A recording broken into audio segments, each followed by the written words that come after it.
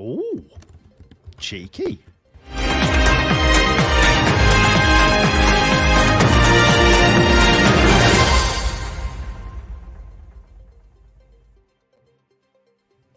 Hello, you gorgeous lot. Greetings and welcome to the News and Views with the EV Café. 30 minutes of sustainable transport news reported not as we wish it to be, but how it truly is. With expert advice from the EV Café crew, brought to you this week in partnership with Zaptec, who, amongst other things, are training electricians in the safe and efficient installation of electric vehicle chargers at the Zaptec Academy. Bravo, we say. Now then, today's opinions on a stick are Paul Kirby and his scarf, Sam Clark in grey to match his hair, and the wonderful Sarah Sluman.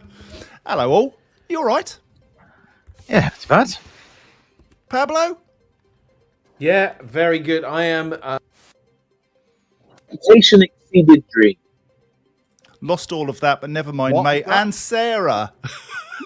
Yeah, much like Paul, I have quite literally 3 jumpers on right now. So apart from being very cold, I'm fine. So you weigh about 6 stone in total. Adorable. Right, let's crack on. Grab a cuppa, plug in to what's happening in zero-emission transport this week. But before we start, Wednesday, 12 noon, we've got our webinar, and we're picking apart the important role of ESG and also the ZEV mandate with Andy Eastlake, Matthew Adams of the REA, and maybe even OZEV. Any road up? It's definitely confirmed. James Vickery from OZEV. In the house. Right, good. So we got a right good lineup there. Lots of chat. Bit of Sarah Sloman talking about ESG. The day is going to be good. Anyway, you can register at evcafe.org/register if you want to come along 12 o'clock Wednesday next week. Be there. Thank you. Coming up, there's been a huge growth in salary sacrifice, with some showing half of company cars being pure electric. Plug-in hybrids are the perfect stepping stone to going electric, says Fleet Evolution. Yeah, we'll see about that. There's a call for an effective hydrogen van strategy. We go to our van experts for comment. A BT pilot is using street cabinets to power up their first on-street electric vehicle charger. That's green. And AI. We ask, is there anything it cannot do as it finds a lithium replacement for electric vehicle batteries? More on that soon. But first, vehicle leasing companies are forecasting further rapid growth in salary sacrifice for cars. Sorry, Paul, no mention of the V word. After reporting a record rise in the benefit during the past year. The latest leasing outlook report from the BVRLA, otherwise known as the British Vehicle and Leasing Association, shows salary sacrifice grew by 68% year on year in the third quarter of 2023, with a 12% uptick on the previous quarter. That's Q2. The BVRLA report also reveals how electric vehicles are dominating business contract hire orders. More than 3/4, 79% of new business contract hire cars that joined the BVRLA fleet in Q3 are capable of driving in zero-emission mode. Devil's in the detail there. That includes plug-in hybrids, more of which in a minute. But that's a positive sign, Sarah. It is, and I wonder if that's because salary sacrifice has got more and more clever as the months and years have gone on, and includes a sort of whole package. So it's not just the benefits you can get on tax, it's the sort of mental load relief of knowing that maybe maintenance is included. Perhaps if anything goes wrong with that vehicle, you've got someone to go to. Whereas as a serial purchaser of vehicles, secondhand mostly, but sometimes once new, I don't think I'll ever go back from not having a lease. I love leasing a vehicle, and especially love that it's a pre-tax price that I pay. But salary sacrifice is that way of getting into electric vehicles at a really, really competitive price, Sam. I know GridServe are busy in this area. It's just got so many benefits. Yeah, it is. I mean, if your company provides a service that enables salary sacrifice, it's a no-brainer. It's brilliant. Which is obviously evident in the numbers as to why everyone's taking it up. But yeah, at GridServe, we've got a salary sacrifice scheme now, and it's hugely popular. It's a huge focus for the business on the car leasing side of the business, because it's in such great demand, which is brilliant. So yeah, everyone needs to take advantage of it. It's a really, really good opportunity to utilize the tax rules to your benefit. Yeah, absolutely. And Paul, we don't benefit from salary sacrifice because we're like not salaried. But Well, there are some rules around it. You've got to be making enough tax. You've still got to go through affordability kind of processes. But it is a great way to extend the opportunity of electric vehicles to staff that otherwise wouldn't be able to purchase a new vehicle. So, salary sacrifice offered as a company benefit is a fantastic thing. And of course, our sponsors, the AA, are going down that road as well, along with a number of others. So it is really good to see salary sacrifice being available widely in the marketplace. Absolutely. Now, in a separate but related story, some 70% of drivers of plug-in hybrid vehicles transition to full battery electric vehicles for the next car, making them what Fleet Evolution call the perfect stepping stone when offered via salary sacrifice. Fleet Evolution says that over half, I know, Sam, I know, but it's the news as it is, not as we want it. Fleet Evolution says that over half of their clients now include plug-in hybrids on their choice lists, and so they should. But the overwhelming majority have found that hybrids are the perfect midway house between petrol and diesel models and battery electric. Okay, discuss. Sam, you did a face palm thing, plant, whatever. Your views. Hybrids are already dying, and plug-in hybrids need to go too. There's no logic in that whatsoever for me. I'm sorry. Plug-in hybrids work well when you're doing very short miles, because then you're only using the electric element and you're not using a heavily pressured engine that's dragging batteries and motor and other component parts around and having horrible fuel efficiency when you're going on longer journeys. So if plug-in hybrids work well on shorter journeys, then there's no point having a plug-in hybrid at all, because you might as well have a fully electric. So plug-in hybrids were great. They did a great thing for the industry. They helped catalyze the EV world.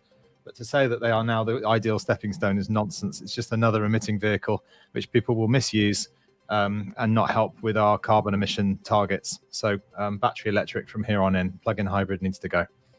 Sarah, I know you're under pressure in terms of your home charging. You have none, basically. You rely fully on public charging. Have you ever been tempted by a plug-in hybrid? No, I have not. In the early days when plug-in hybrids were first out, I really wanted, was it the Outlander PHEV, something like that? I just thought it looked cool and it would meet my outdoor needs. But I just couldn't do it. I just didn't see the point of paying essentially for a battery and an engine at the same time. And it would only help me for the last sort of 5 miles of my 30-mile journey. And this week alone, I've spent nearly 30 hours on the road, and I have had to recharge on the public network with no problem, even though I don't have a home charger at all. And I'm still hitting 25,000, 30,000 miles in my Tesla right now.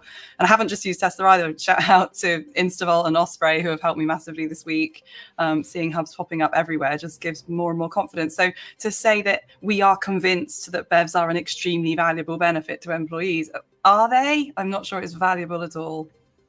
Yeah, I mean, it's a story that just leapt off the page to me, as though that's the way somebody wanted the news to read, and it just can't be right. Anybody in the audience got any views? It'd be really interesting to hear your thoughts on this. Paul, we're coming to vans in a minute, mate. Have you got anything on plug-in hybrids? Well, just really quickly, because I think plug-in hybrids are a product of our government policy. So for 3 years, manufacturers were having to think, I can only go plug-in hybrid with a reasonable range beyond 2030. No, it wasn't a complete ban on any kind of petrol and diesel engine. It was plug-in hybrids. We have gotten a mass of plug-in hybrids. We need to sell them. The manufacturers need to sell them. They are marginally better than diesel or petrol-only vehicles, although statistically more likely potentially to catch fire and other bits and pieces, but than the petrol or diesel or an electric vehicle. Electric vehicle, of course, being the lowest in that hierarchy. So I think it's a product of our own making, if I'm honest. And so, we've got to get rid of them. Let's get them gone and move on, because BEV is the way to go, of course, battery electric vehicles. Good man. Thank you kindly. Now then, let's say hello to a few people. And in the comments, I'd really appreciate it, because I get a bit of stick most weeks, usually from Sam, about reading out all the names in the comments. Too many now, that's why.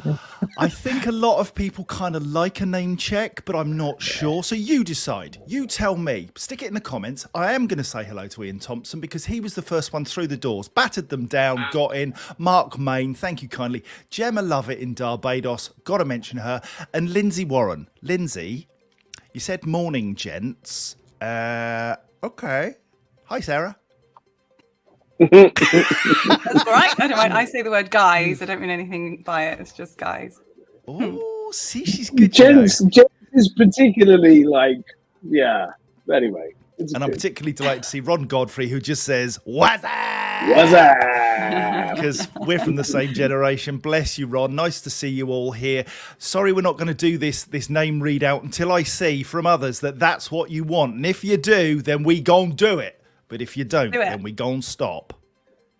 I just want to say hi to Michael Barton, actually. He did a TEDx talk in Oxford. Please check it out on autism. What an amazing talk he did. Michael Barton, you are a genius, sir, and you communicated excellently. I just wanted to really celebrate your talk there, because everybody could learn something from it. So please do head over to YouTube or Michael Barton's profile. You'll find it there. And in fact, we'll put that link out on the EV Cafe webpage, on the LinkedIn group, so that you can go straight to it, make it easy, because it is utterly stunning. Few comments. Matthew Ling loves a name check. Zach Emerson loves a name check. Mark Sherry Brennan, ditto. Marvin Samuels loves a name check, especially when his wife is working from home. Mrs. Samuels, I'm saying hello to Marv. Hello, Marv. You all right, mate? And Karen Moore from Europe Car. Bless your heart. Yeah, everybody loves it. They want the link. Let's do it. Toby Hiles, he likes a bit of JC as well. Hello, gorgeous. Yes, name check from Pete Widdowson. Right, we'll move on. A more effective... Pete Mice. Pete Mice from the skirting board. From the skirting board. Alison Acaster. Yes, Sam. May I just put a couple of comments out about the last news piece? Jim Blair, who we know and love, said, sorry, your leasing provider customers do see FEV as a practical stepping stone. Get that. And Dev Chakravarti have also said, I know if laws are flawed, FEVs are flawed. FEVs gives you the chance to try and do the electric with a nice backup. That's all well and good from both of you. But the climate doesn't have time for you guys to go, well, let's give it a go and see for a few years how we get on. If everyone does that, then climate change will not change. So I know that it's a big jump, as he said, a big change were the words used by Dev. Yes, it is a big change. We've all got to do it. Otherwise, climate is broken. So let's get on with it. We don't like climate broken. Do you know what? It seems that everybody loves a name check. Hugh Maguire, Andrea Richardson, hello. Pam Hanlon, love you lots. Thank you. Hugh Maguire actually checked his name just to make sure that it was right. Let's crack on. Vans, Paul. Sam, on standby. We're going vans, but we're going hydrogen. A more effective hydrogen van strategy from the next government is being called for by Fleet Check. Can you imagine if we get the same government back again after an election? I don't know about you. I'm off. I'm out. That's it. I'm done. Goodbye. See you later. I'm eating in my car. Peter Golding, Managing Director of Fleet Check, says there's a huge potential for hydrogen as a factor in future fleet zero emission strategies for light commercial vehicles, and much more needs to be done to support its adoption. Now, there's 40 or so stations in support of truck and bus operations currently being put in, but he says that they should be used for light commercial vehicles. Okay, I'm going to stop reading the text. I'm now just going to go for comment because I sense pressure building at about 700 bar. Paul. 720 bar. So listen, I've clearly said many times, and Stellantis really are the only manufacturer on the cusp of, and probably will this year, launch hydrogen sort of Vivaro size vehicle, and possibly in the larger sector as well. But there is talk that Ford are developing one as well for the Transit, but certainly we know that that Stellantis are going to be going for it. They say between 5 and 10% of their sales of zero emission vehicles, or all vehicles eventually, will be hydrogen. Now, personally, I don't agree. And also, there are a lot of issues around hydrogen and the development of it and the creation of it in terms of green hydrogen and efficiency and all of those things that make it impractical and illogical. However, I suspect that we have got a sort of must. And I very much respect Peter Golding, by the way. I think Peter Golding is got a very keen eye on the commercial vehicle sector. and is wanting to do what's best for what is coming down the pipe. And I think that is certainly worth considering. So, you know me, I'm all for trying and testing and learning, but I'm going to let Sam just destroy it as he sits. No, I can't be bothered. It's not even worth the effort. It's been tried, it's been tested, it's been proven that it's not commercially viable. He's probably got a vested interest. He's managing director of a big company, and he wants to see how his software. Sorry, well, then why say it then? Why say it? Like, there is reams of data that say that's not commercially viable. So why say it? It's crazy. So, but to say that Peter Golding has got a vested interest, he has zero vested interest other than the good of the commercial vehicle sector. It is a relatively small business that is looking at serving the business. So please make sure that we know who we're talking about before we kind of get involved. Fine. But what? Yeah, it's just an odd thing to say. You know, it's clearly tried and tested that commercial viability in small vehicles for hydrogen doesn't work. So, and frankly, we come at this from a very neutral perspective, Sarah, don't we? I know, EVs, it's in the name, but the reality is that a hydrogen vehicle is nothing other than an electric vehicle that's powered by hydrogen. We're not saying that hydrogen in and of itself is a bad thing. What we're saying is that as a vector for energy, it's highly inefficient, difficult to manufacture without enormous costs, and we've already got an infrastructure for electric vehicles in place. We're not just being a bit holier than thou, are we? No, as you say, EV Café is the EV Café, but actually we pride ourselves on being agnostic and balanced. So I think it's important to point out that this has come from a fear factor. Humans take a long time to be breadcrumbed through to a solution. And this has stemmed from like an eggs in one basket type approach where people fear that perhaps EV is wrong and we need to be looking at other things. But for me, the shock is LCV. The only time I ever support hydrogen is where I've seen actual studies where things have happened and been proactive and have proven to work for heavier good vehicles where the infrastructure is available to be built from scratch and is financially viable in that country, in that region, in that location. But for the UK, for LCVs, I really am shocked at this piece of news. Seems that some people are having technical difficulties with LinkedIn today and going back to the beginning, which is great because you get to see it twice. Let's move on. The BT Group is powering up the first in what could be a network of tens of thousands of electric vehicle curbside charge points repurposed from green street cabinets. Now, I used to work for BT. I know those green cabinets reasonably well. Do you see them when you're going about these big green boxes? The first charger, which will go live before the end of the month, will form part of a trial that the telecom giant hopes could overcome barriers to EV adoption. And there are about 90,000 cabinets in the UK, and they're going to upgrade 60,000 of them to provide charging on the street. Sarah, have you seen your local green cabinet? And Well, I really enjoy this story, and I know Lloyd Allen is on the call here from Bristol. We had this challenge in the West of England Combined Authority looking at street furniture, as it's sometimes referred to, and especially street furniture that's powered, so be that lampposts or in this case boxes. I think the problem for me is going to be I'd love to see their solution for the trailing cable, because these boxes are right at the back of the pavement. So even though the power is there, I don't see how they're going to get the power to the edge of the road to keep the pavement accessible. That's number one issue. The other was about the new charging regulations, but I think they're going to stick to 7.4 kilowatts, which means they only have to have a call center and a roaming provider. They don't have to have contactless checkout. So, all being well, this could be a fantastic solution, and obviously higher than the usual lamppost power output too. So a great example of a company trying to diversify, trying to utilize an asset that already exists, low carbon footprint, and hopefully unlocking a huge potential for people like me. And I can confirm it is a post. So they run a cable to a post at the curbside. It's reasonably short, couple of feet high, and you plug in there. Paul, do you think that reusing this kind of on-street furniture, telephone boxes has been talked about, lampposts, and we'll come to Sam and his lamppost rant in a moment. Do you think that this is a winner? The more the merrier, and the reality is, it could be seen as a facilitation for BT's own 40,000 odd vans. They are having a lot of trouble at the moment in terms of charging at home and doing things like that. So here is infrastructure that is going to be right by where the engineers are going to be working. this is a clever move on that front particularly. But then it gives other people overnight the opportunity to charge as well. So for me, it's a good thing. It was talked about by Virgin Media, who have boxes of a similar nature all over the country as well. It's good to see BT doing it, but I think BT will be first doing it to meet their own need, whilst also looking after the local Mr. and Mrs. Miggins. Always important to look after Mrs. Miggins.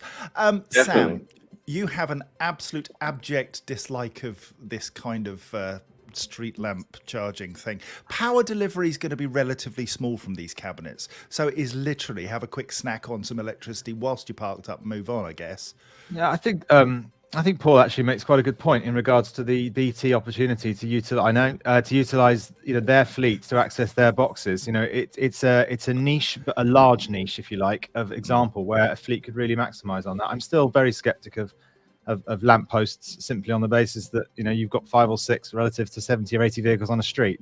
When vehicle uptake continues to evolve, that's never going to support the local community in any way, shape, or form. In fact, it's probably be a hindrance. But all these little things will ultimately, hopefully help push things along. And actually, we've done an inverse logic at Braintree. We recently installed buy box lockers, which British Gas and Centrica facilitate. It's like an Amazon locker box, but for parts and things. So now we've got people coming to collect parts at our site and charging at the same time. So this whole killing 2 birds with 1 stone logic, I think, is quite smart. I think if that's how it materializes, whereby you're doing one thing and you're also doing something else at the same time, i.e. charging or fixing a telecoms unit or whatever, then I think there's got some legs in it, for sure. I think we charging while you've stopped, Sam, isn't it? Not stopping to charge. I don't stop to charge because I've stopped, but that's more of a sort of consumer. I just turned it around. Yeah. Oh, I see. Okay. Well, yeah. It's more 2 birds, 1 stone, I think. I think it's more 2 birds, 1 stone because... Yeah, but Can we leave the birds alone? I love the birds. What's this bloody stones and birds nonsense? Stop that. Artificial intelligence and a supercomputer have been used by Microsoft to find a new substance which could power electric vehicle batteries. Working with the Pacific Northwest National Laboratory, which is part of the US Department for Energy, Microsoft's Azure Quantum team says the material could potentially reduce lithium use by up to 70%. It used advanced AI to narrow down 32 potential inorganic materials to 18 promising candidates in less than a week, a screening process that could have taken more than 2 decades to carry out using traditional lab research methods. The process from inception to the development of a working battery prototype took less than 9 months. Since its discovery, the new AI-derived material, which is sexily known as N2116, has been used to power a light bulb. I know, I can sense it, Sam. You got that vibe. This is clever stuff, isn't it? We see a lot of fear around AI, but then we hop in our cars and trust that it will take us from where we are to where we want to go automatically. Sarah, this move to AI, it unsettles people. It's another change. But if it can find better ways of making batteries and reduce timescales, that's got to be a good thing. A 2 decades worth of timescale, and people say, "Oh, AI will take our jobs." Well, actually, I think it probably just take the jobs that we're not that great at. I think it's probably better that we all upskill, reskill, and find something else to do. Because sort of finding a resource like this is a complete game changer. We know it's geopolitically problematic, as it says in the release, and that's true. Regardless of cost, it's always going to be difficult to extract lithium, and solid-state batteries do have greater potential than what we've got now. So I'm all for it. Keep these stories coming. I don't know where you find them, to be honest. I spend the whole time screwing up my face and furrowing my eyebrow going, where's this story from? So well done, John. Yes, another excellent example. Or Helen. Maybe Helen Parker got this one for us. How very rude. She did. Yeah. She did. Yeah. Good old Helen. Listen, we're a team and we work together to bring you the very, very best poll. Yes, we do. AI, you have to rely on that quite a lot, don't you? Because your natural intelligence is a bit, busy doing other things. Let me finish my sentence. Well, so, look, the help I can get, right? And I think industry does need all the help it can get. And Michael Barton, who I do trust from certainly from a analytical kind of process. Said it's very exciting. I think there is definitely some exciting stuff in AI. I have also heard the flip side of that coin, and if you listen to podcasts that are out there, certainly by Stephen Bartlett, who's talked to the ex-CEO, CTO of Google, you can see an impending human extinction event happening with AI let loose to do its own thing. So there is a tension, of course, with it, but I think as long as it helps us move things forward, I think it's a good thing. Sam, bonus story that we're just going to quickly cover. Rental firm Hertz Global Holdings is selling about 20,000 electric vehicles, including Tesla, from its US fleet about 2 years after a deal to offer these vehicles for rent. It's part of a 100,000 vehicle deal that they did, as well as 65,000 Polestars, and they're flogging them off. What's your immediate thought? I don't know. You completely hijacked me with an article I haven't read in America. Yes. So I honestly don't know. It's got to. I mean, I said right at the beginning, this is about us bringing the news, some of it which is uncomfortable. There are some rental firms. We know Europe Car are investing heavily in electric vehicles, but Hertz have taken a strategic decision, and it's based on cost. Paul, we know the cost for electric vehicles can be higher, and we've talked about insurance before. What do you think? Is it as bad as it sounds? This story is interesting because about 3 months ago, there was another story that ended up in LinkedIn, which was saying, a journalist hires a vehicle from Hertz and runs out of energy. And it was in America, and they picked it up and blah, blah, blah. He'd had no handover. He hadn't been educated, and he was left to his own devices. Of course, he's going to make the worst possible out of that story. But we have an onus on ourselves as an industry to educate everybody we put these tools in the hand of, so that we can support them and give them the best possible experience. And expectation versus experience is often very, very different. And we need to help. And interestingly, OZEV have just put in the rules around selling electric vans under the grant, that you must have a robust handover process in order, which is fully documented, visual, written, and in person as well. So what I see here is an uneducated company making a big cock up. And I'll buy one of the Teslas. I can see exactly why they sold the Polestars, but hey, that's just me and my opinion, right? But the residual value is a problem. The uncertainty in the market has not helped for used vehicles, and it just behoves us again to focus on that sector of the market as well, not just the front end sale of the vehicle. Andrea Richardson. Don't want one of those Teslas, Paul. Not left-hand driving over here. Andrea Richardson, every overtake. Andrea Richardson and Simon Acton have both picked up the reasons. It's all about residual values rather, and repair costs. But Ian Thompson, my favourite comment of the day, it's ironic. Hertz moving away from electric. Very good. I think you win the internet today, Ian. Well done. If you've got any clean transport PR or news stories you'd like us to cover, please send them to us at hello@evcafe.org. Until next Friday, it's goodbye from me, and it's goodbye from this wonderful team. You have been wonderful. Thank you this week. Really appreciate all the comments. This has been an EV Cafe production brought to you this week in partnership with Zaptec. Chargers, training, and a can-do attitude. Other sustainability news services are available, but this is just funner. Remember to do the arms. The voice isn't enough. You have to do the arms. Have to do the arms as well. Yeah. The EV Cafe is truly blessed to be partnered with the AA, Plug Me In, Paythrough, Zaptec, Spiri, Hydrock, Interval, Kersha, Dynamon, and McIntyre Hudson, with the EV Cafe, supporting the transition to zero-emission transport. Enjoy the rest of your day and your weekend, wherever it takes you. Until next Friday, bye-bye! Bye. Bye.